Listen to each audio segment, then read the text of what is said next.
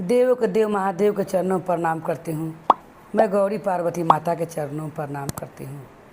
मैं कार्तिक गणेश दोनों भैया के चरणों में प्रणाम करती हूँ। मैं सभी देवी दुर्गा के चरणों में प्रणाम करती हूँ। जितने गुरु भाई बहन लोग उनको मैं प्रणाम करती हूँ और महादेव से ही दया मांगती हूँ कि हे महादेव सब पर दया कीजिए, पल पल दया कीजिए, ओकरा पीछे हमरो पर दया कीजिए। हे महादेव। गुरु भाई बहन लोग, अगर कथा अच्छा लगे तो सब्सक्राइब कीजिए, लाइक कीजिए, शेयर कीजिए और कमेंट में हर महादेव ज़रूर लिखिए। कुछ गुरु बहन लोग के आज्ञा है कि हम भोजपुरी में कथा कहें, इसीलिए आज कोशिश कर रहे हैं कि आप लोग के भोजपुरी में कथा कहकर हम सुना सकें। और सच्ची घटनाएं गुरु बहन लोग। मेरे पास ही एक पड़ोस में मेरी मौसी कहती हूँ, एक मौसी रहती हैं मेरे पास में। एक गुरु बहन कहत रही, मौसी लगेली कहत रही कि उनका बहू के बहुत तबीयत खराब रहे और उनका बहू के लड़का होखे वाला रहे। उनका बहू शुरू से बजरंग बली के पूजा करत रही और पूजा पाठ करत रही। जब पूजा करत रही तो उनका बहू के एगो बेटी होला।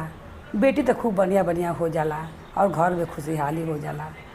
फिर कुछ दिन के बाद वो गुरु बहन के पतो के सुमन नाम बा, उनका पोता रहेले पेट में। फिर पोता जब रह जाले तब उनका घरे तनी दिक्कत रहेला पैसा कौड़ी के। तो गुरु बहन सोचनी कि सरकारी अस्पताल में तो ना हो, क्योंकि प्राइवेट में ले जाए तबे ठीक रही।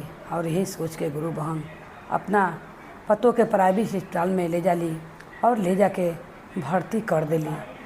जब भर्ती कर देली, काहे कि 2 दिन से दर्द से सुमन बहुत बेचैन रहेली और उनका लड़का होते ही ना रहे।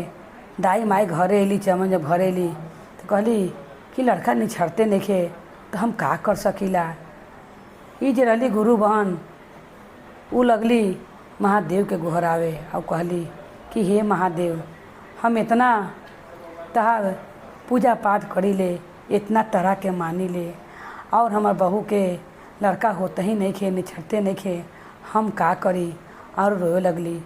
तो कुछ अगल बगल के लोग कहल कि तब ऐसा कर कि ले जाके अस्पताल में भर्ती कर, कहा कि 2 दिन दर्द के हो गई बा, अब मुँह पर फेफड़ी पड़ता और निनका नइखे बच्चा होते तो हॉस्पिटल में ले गई जरूरी बा। जब हॉस्पिटल में ले गईली आ सुमन दम दर्द से दम व्याकुल रहली। हॉस्पिटल में जैसे गईली औसिए डॉक्टर साहेब 40,000 रुपया के मांग कैले। कहले कि हमरा तुरंत ऑपरेशन करे पड़ी, ऑपरेशन करब तभी बच्चा होई, काहे कि तो लड़कोरी के जान के खतरा बा। जब ही सुनली, जब मौसी लागेली बगल के हमर, जब ही सुनली तो कहली कि हे महादेव, हम गरीब आदमी हैं, हम 40,000 रुपया कहाँ से ला के देब और 40,000 रुपया हम कहाँ से जुटाएब।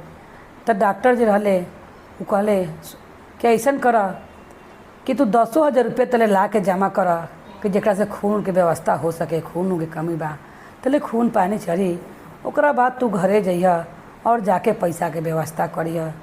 ती जे मौसी रहली हमर बगल वाली, वो का कैली कि अपना बेटी के ओइजा रख देली, ओइजे पड़ी। आ सुमन के तो वोट पर दम फेफड़ी पड़त रहे। उनकर चेहरा देखकर लोग कहे कि हे भगवान, कैसे का होई। और महादेव से कहली कि हे महादेव, हम गरीब आदमी कहाँ जाई पैसा के अभी तुरंत। इतना पैसा ज़्यादा बा, 30,000 रुपया कोई अगलो बगल में मांगला से इतना ना दी, इतना हाली 5,000 10,000 तो कोई दियो दी, 30,000 लावे के बाद। अरे छोटा डॉक्टर जो रहे बड़ा डॉक्टर से, वो भी इतना फरमाइश कैले रहे। और बड़का डॉक्टर के लगे फ़ोन होला, ये कहली खखन में ठीक बा, हम 10,000 रुपये तले जमा करता नहीं, लगे रहता जमा कर दिली, दिल्ली के गई रही। खून पानी में से आयल आ कहली कि ठीक बा, हम जाता नहीं घरे और 30,000 रुपया के व्यवस्था करके आवता नहीं। जैसी सोचली कि निकली, और उसी बड़का डॉक्टर के लगे फ़ोन होला, जो क्लिनिक में जो छोटा डॉक्टर रहले, वो फ़ोन कर ले कि जल्दी से डॉक्टर साहब आई, हम सब तैयारी कर ले बनी ऑपरेशन के, बस आई और आके ऑपरेशन करी। महादेव के ऐसा कृपा होला कि दर्द तो सुमन दम छटपटात रहेली, तनिक भी दर्द उनका बर्दाश्त ना, उनकर दम आँख एकदम तराए लागेला। अब तो देख देख के उनकर जो ननद रहेली जो उनका पास बैठा के और मौसी गई रहेली, वो भगवान के गोहरते रहेली कि हे भगवान हमार भाभी कुछ ना होखे। और उनका पति जो रहले वो बहरा रहत रहे। अब तो यही इतने में आदमी एकदम दर्द से बेचैन रहेली।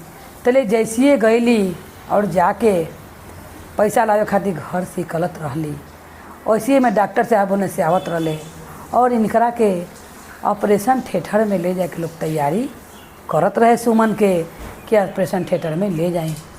उतने में डॉक्टर साहब गाड़ी लेके आवत ले तो जाम लग गई। जाम लगला के कारण डॉक्टर साहब को जा देरी हो गई। जाम हटी तभी डॉक्टर साहब अहन और ऑपरेशन करियन। तले महादेव के ऐसा कृपा भइल कि दम थिएटर में ऑपरेशन के थिएटर में दरवाज़ा पर घुसते ले जाते बिना डॉक्टर साहब के हाथ लगैले का जाम में फंस गई रहे। और वही उनका बिना ऑपरेशन के ही बच्चा हो गई। जब बच्चा सुमन के हो गई तब ये बात जब सुनली अभी जब वो जातर ली पैसा के इंतजाम करे कि जाके तीजा के इंतजाम करला तले ऑपरेशन होई तले पैसा लेके चल आन। मगर महादेव के ऐसा कृपा होला कि महादेव के कृपा से डॉक्टर साहब ना जाम में फंसला ना, अभी 10 से 5 मिनट के अंतर में रहे उनका हॉस्पिटल पहुँचे के और उतने में उनका लड़का हो जाला। अगर डॉक्टर साहब थिएटर के अंदर वो अगर ऑपरेशन में घुस करती सुमन और डॉक्टर साहब अंदर जाते तो पैसा 40,000 ले लेते कि उसी कर्जा कार के द चाहे जैसे भी द उनका दे ही पड़ित। मगर गुरु के दया कि दरवाजे पर ही घुसते घुसते लड़का उनका दम अंदर से दम तुरंते लड़का हो जाला और बिना डॉक्टर साहब के हाथ लगैले बच्चा हो जाला। कितना महादेव दया कर ले और कैसे सुमन पर अपना कृपा कैले कि देख ले कि एगो तो सुमन के पैसा कौड़ी कितना दिक्कत बा, उनकर सास इतना गोहरावत तारी। तो चलो काहे ना हम उनका अपना कृपा से महादेव उनका बांधल गेठड़ी खोल दिले और सुमन के बच्चा हो गई। दोनों माए बेटा सुरक्षित रहले और तुरंते बिहने भेला नाम काट के क्या नॉर्मल बच्चा हो गई। ऑपरेशन हुई तब ना 8 दिन रहती, नॉर्मल बच्चा हो गई तो अपना घरे अपना पोता के लेके अली और डॉक्टर साहेब के महादेव वहाँ रोक दिले। अगर ना रोकले रहती वजह पर महादेव जाम में ना रहती तो गुरु बहन के 40,000 रुपया भी फंसी थे और बेचारी के देख के गिंजन भी सुमन के हुई। क्योंकि जब ऑपरेशन हुई तो 6 महीना दिन सुमन के बराबर पड़ी साल भर। अब वो बच्चा होला में एगो तो बच्चा के दुख दर्द रहला और ऊपर से ऑपरेशन के बराबर के मगर नॉर्मल बच्चा हो गई।